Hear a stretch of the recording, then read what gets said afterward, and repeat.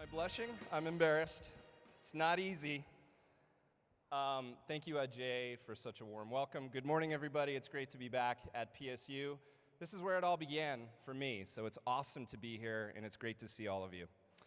I want to share with you exciting trends, new developments in transportation and technology, and talk about what's happening in the world of mobility.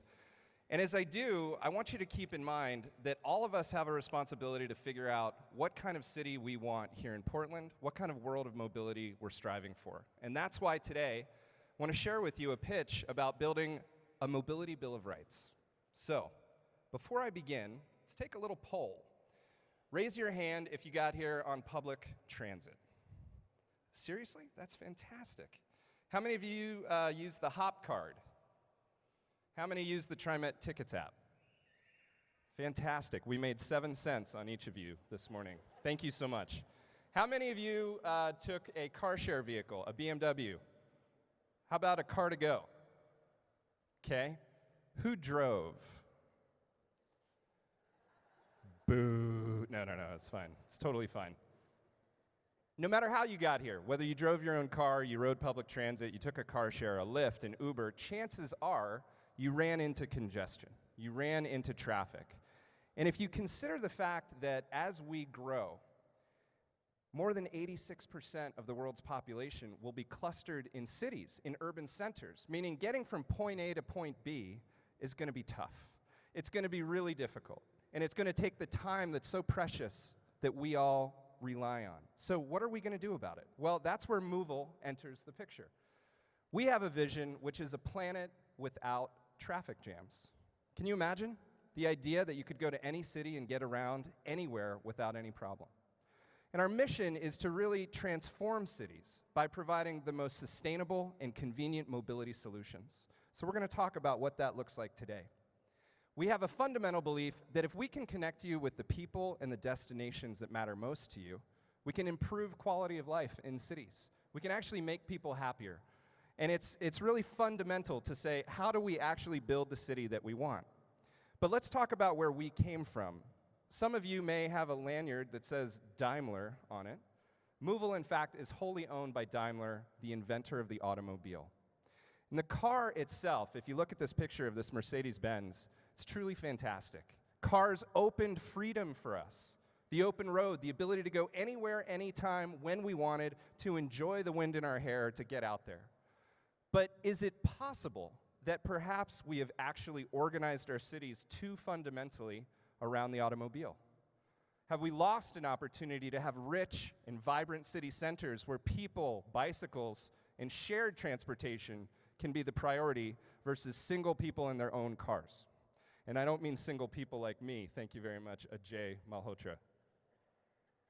So, while individual mobility has created enormous opportunity and convenience for us, we also know that there's been unintended consequence. All of us have spent countless hours, days even, stuck in traffic. We encounter pollution, noise pollution, air pollution. If you've ever been to any city outside the United States, this can be even more egregious. And we also are stuck with fatalities, people losing their lives in car accidents, and of course, all of the underutilized space in our cities that is currently devoted to parking. So let's put some numbers to that, some context. People in Mexico City spend more than a month every year in traffic. Can you imagine? Truly, a whole month of their lives every year stuck in traffic. Half of Americans live in cities where the air quality doesn't even meet the federal guidelines. 500,000 people a year die. They lose their lives in traffic accidents. And in Berlin alone, 64,000 playgrounds, 4 Central Parks worth of parking floods the city. So can we do better than that? That's really the question. We believe that today, urban mobility has to be reinvented, and we all have to focus on where we want to go. So let me introduce to you a few concepts that we think will drive this conversation. First, connectivity. Everyone has a smartphone. It's almost ubiquitous. Currently, 95% of Americans carry a smartphone connected, equipped device in their pockets. And this creates an amazing opportunity to receive real-time information about traffic, about options to get from point A to point B. Autonomous vehicle technology, brought to you by Daimler, brought to you by Ubers, by Waymos, is advancing rapidly. This is not science fiction. This is the real deal, and it's coming. And the notion that a car will drive itself or a bus will drive itself, in and of itself is cool, but think of the time you can recapture in your life if you don't have to focus on the road. Next is the notion that sharing vehicles, actually being able to use a car between multiple people, is quite radical. And if you look at an OEM like Daimler, the notion that people actually value access over ownership fundamentally challenges our core business model. And finally, let's hope that these vehicles themselves run on clean electricity, energy that is produced with renewables and that is completely clean in our cities. So, what does it look like? What does the city of the future truly look like with these concepts? Well, we believe that a city like this is actually a very clean city. This is in Germany, it's not in the United States. It's very clean, there's no graffiti. But the idea is we will have more space to utilize cities for general human purpose, for recreation, for leisure, for bringing together people and community. That we'll have accident-free shared mobility across multiple modes, not just cars, but public transit, bike share, car share, and the like. We'll have clean energy, as I said, and we'll also have the space to think about new, innovative, and efficient means of transportation. Maybe it's going to be robocopters. Maybe it'll be the transporter. Let's see. But how do we get there? Well, Movil is building technologies that are equipping cities and equipping public transit agencies with the notion of connected digital intelligence. How can we actually create mobility dashboards where a city and their planners can see where every vehicle is, where they can actually import data about weather, about traffic, about events and locations that will be parking constrained because there's a Blazers game, because there's a Tech Fest Northwest? And can we equip these cities with tools to dynamically manage supply and congestion? Can we include pricing that might actually increase the price, for example, of parking so as to drive people to take public transportation? Or can we push you a subsidy to take a car-to-go or a zip car when it counts most? So cities are one of our customers, but the rest are all of you. And we're building some of the most innovative mobility applications to give you the chance to look, book, and pay for any mobility option in your city. Public transit being that foundational core where we started our business and where we think we need to drive innovation as well. But the idea here is that in the future, you'll be able to access car share, ride for hire, taxi, bike share, and the like, all from one application. Now we're taking that a step further and we're actually introducing a new service called Movil On Demand. And as part of this, we're introducing micro-transit, basically vans that can go and pool you with multiple customers going from point A to point B. And the idea here is that we want public transit, again, to be that core of a city's ecosystem for mobility. But what happens for the people who commute and get off at the end of the line? How do they get home from that destination, the so-called last mile? Or what happens to the bar crowd after the metro shuts down? Is there an opportunity to bring them home? Or what about the person who needs to go to dialysis every month? Or the wheelchair accessible vehicle that can pick up disabled passengers and make sure they have an opportunity to get to their destination? This is the beauty of microtransit. And we've introduced this in a way so that we're actually partnering with cities to say, what are the routes that are underserved? Where are the areas where there's a transit desert that we can help build that? And so what we have done is created a value proposition that has three key stakeholders: the city, the user, and the public transit authority. And there are many companies out there today who really seek to supplant or displace public transportation. That's not us. We think that public transit should be reinforced and powered by innovative technology, but will always play a central role in how we innovate in mobility. So, we've rolled this out in Germany in 2 cities so far, Stuttgart and Karlsruhe. But Movil On Demand is coming for its first US launch this year in Los Angeles. So that's pretty exciting. The question is, do you want it here in Portland? Okay. All right, so we'll talk about that. Now, here you are listening to someone who represents a private company who's putting forward this idea about innovation and whose title is a mobility bill of rights. How is this possible? Well, let's face it, Movil and Daimler are but one of multiple players in this ecosystem who are moving like crazy with new technologies, new innovations, new ideas, new business models. It's nuts. If you have an RSS feed that says mobility, it's going to blow your mind. Everything is changing quickly. And that's why I submit to you, we need a Bill of Rights that will govern how we innovate, how we change, and make sure we protect our vision for a good society. So let me share that with you. Again, is transit actually just another mobility service provider? Or is it this foundational core, this connective backbone to different mobility? Last year, 41 of 44 US cities saw a precipitous decline in public transit use. People are riding public transit less.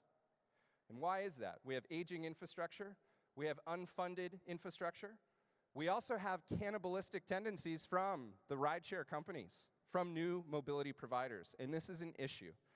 So we need to talk this through. What about paying for convenience?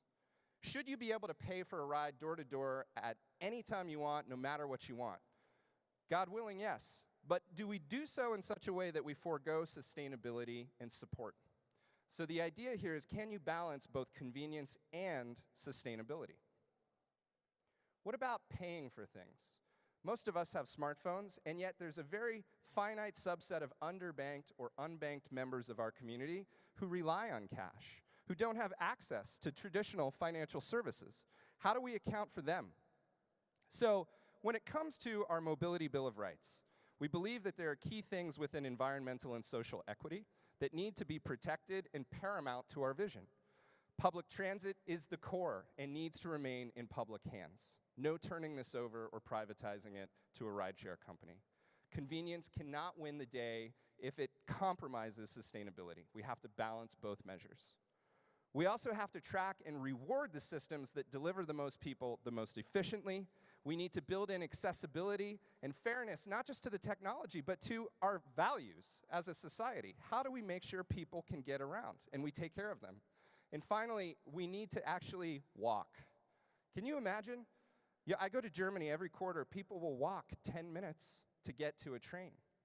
Here, the idea that you have to be picked up, that you can't walk at all, I think we need to challenge because it can make healthier people and healthier cities. So next, what do we do with the city itself? What is the city's role in all of this mobility? Are they a stakeholder and a participant, or do they drive the innovation?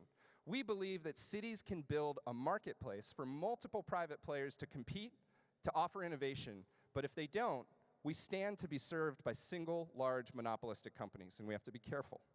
So from a transportation and smart cities perspective, we need to marry up urban development and city growth with actual transportation and growth there. So those have to be planned together. Urban mobility also has to account for how do you get from city to city. What about people who live in rural areas? How do we account for them and make sure they have access to our service? And finally, thoughtful transit-oriented development is the way to go. It is absolutely the way to go because we want to build communities that are sustainable, that are walkable, and that really share that vision. Next, do you want 12 apps on your phone to choose between 12 different mobility providers, or do you want the convenience of a single account, single payment, your data to look at in one experience? It's a key question. And what about the data? Who do you trust more to protect your data? This is maybe a false question or a false choice. Do you want a private corporate interest, Facebook? Do you want the government, NSA? I don't know, I'm going off track. But the point is the data that you provide is the currency of the future. And you need to have rights around your own data. Finally, does your city really support this notion of an open or a closed approach to technology?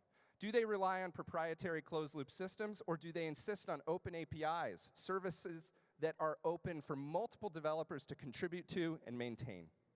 So, from an innovation perspective, the way that cities do business has to change. The anachronistic procurement program, RFPs, actually doesn't drive the innovation that we need. We need more public-private partnerships, we need more pilots, and we need to adjust the way that we procure business so that startups can participate. We also need to make sure that all of your data is protected, but you should also be willing to give a certain portion of your data back to city planners to improve service and build that city we want. So the Transit Bill of Rights, or the Mobility Bill of Rights, really is about capturing the public interest while allowing the space for innovation. It's about a shared vision for what we want to do. We have to honor it, we have to speak to it, we have to insist on it. And it won't simply be a bunch of white guys in wigs. It's going to be everyone here. And we all need to participate in that revolution. We need to be part of the solution, and we're asking that you join us to be part of the movement at Movil. Thank you. Great. Good morning, everyone. We are really fortunate to have Nat here. For those of you who don't know, he's arguably one of the leading entrepreneurs in the city of Portland, built a company literally from scratch. I know you enough to know that you really do have sort of an entrepreneurial spirit. You've got an interesting background, sort of less typical than you might think. You worked for Osberg for a while. Your company got bought by Daimler. Huge company, right? My guess is a slightly different corporate culture. So I think the question is, for anybody who is an entrepreneur and thinking of starting up a company and hoping to have as successful an exit as you did, how does that feel? How do you, I know you don't run your company at Daimler's headquarters, you have separate offices, but how does that dynamic work? It works really well, surprisingly. I think the mentality of an entrepreneur and a startup person is, I want to build towards an exit, right? So you're constantly thinking, how do I build this? How do I have an event where I can have the innovation, have the resource, and have this outcome that I so desire? But when it comes, some fear, then I lose control. What do I do? And so I think finding alignment vis-a-vis the values and the vision of your potential acquirer is really important. I was shocked that the inventor of the automobile would be willing to invest in public transit innovation. I would never have thought that Daimler would be the acquirer of Globe Sherpa. But what I found is that Daimler is extremely progressive, and they are smart enough to know we have to leave them enough room to run. Otherwise, we'll strangle them. And that's a key, I'd say it's a theme I see with other entrepreneurs. How do you actually build the independence to have the runway, to take risk, to fail, to move quickly? We've been fortunate in that regard, so I feel pretty lucky. So I read a story, I can't remember where, about you and about Daimler, and I think the story started by saying that Daimler, more than any other company in this space, is preparing for the end or the demise of car ownership, which is in part what you're talking about. Is that true? In many respects, it is. So if you look at Daimler's financials, we had the most profitable year ever last year. We became the #1 luxury car maker in the world. But it is at the height of the empire when you have the highest vantage point to look beyond the horizon. And to Daimler's credit, the senior management team is saying, we have to transform. We cannot just be an OEM. We can't just manufacture vehicles and become the next Nokia, the next Kodak. We have to be a mobility company, a true tech company. And I think that's why they partner with companies like Movil, teams like mine, who can really challenge the mindset, the culture, and the innovation that's going on. So one of the things that you do is you travel the world, and I assume you're the #1 salesman for your company, and you convince transit agencies that they ought to employ you in your app. But in order to do so, you have to convince these transit agencies that you need to kind of get in bed with the Ubers of the world. I would imagine that that's a bit of a tough sell. You'd be surprised. First of all, we don't come in and say, this is Movil, this is our private label app, you can only use this. We build white label applications, meaning we partner with a city. So anyone who's used TriMet Tickets, the TriMet Tickets app, it's powered by Movil.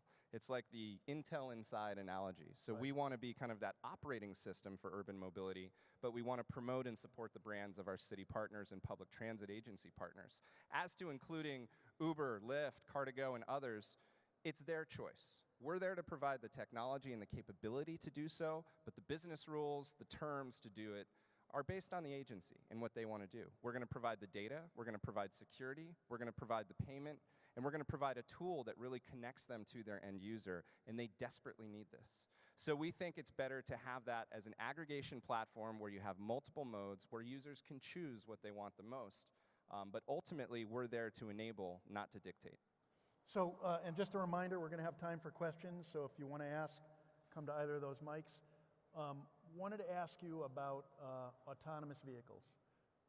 You know, the death in Arizona has been in the news. I guess my question is, something like 37,000 Americans died in 2016. I don't think they have the data yet for 2017 from car accidents. So if we move to autonomous vehicles and 15,000 people die, it'll be a huge improvement. And yet, one person died last month, and it has sort of put a lot of the autonomous vehicle design and development on hold. There seems to be sort of almost an emotional block that at least Americans have to get past, which is to accept a certain number of fatalities that are caused by a computer error rather than an operator error. Is that going to take a lot longer than the technology itself for people to adapt to? My thesis is actually no. And I base that on a highly anecdotal experience, my own, where I actually got to drive my boss's AMG, this autonomous, amazing sports car in Germany. And I was scared shitless, to be honest. On the Autobahn? On the Autobahn. So you're going like... going very fast. He said, okay, Nat, take your hands off the wheel. I did. Kind of breathing heavy. Okay, take your foot off the pedal. I did. We're going straight, not a big deal. Well, then there's some S-curves that come up, and I literally go, no, don't touch the wheel. I'm going like this. He says, don't touch. Sure enough, the car tracks just fine. Well, then traffic stops pretty quickly. I see brake lights. I go, no, don't touch. The car brakes, and we get into near stop-and-go traffic, and the car can keep pace with the car in front of it. 10 minutes after I was scared, I'm sitting there texting, I'm talking to him, I'm looking out the window everywhere. It didn't matter. I couldn't believe how quickly I got comfortable. Now that being said, that was just me, and that's my anecdote. We have a responsibility to fully test, to fully vet, and make sure that autonomous vehicles live up to the promise of safe transportation.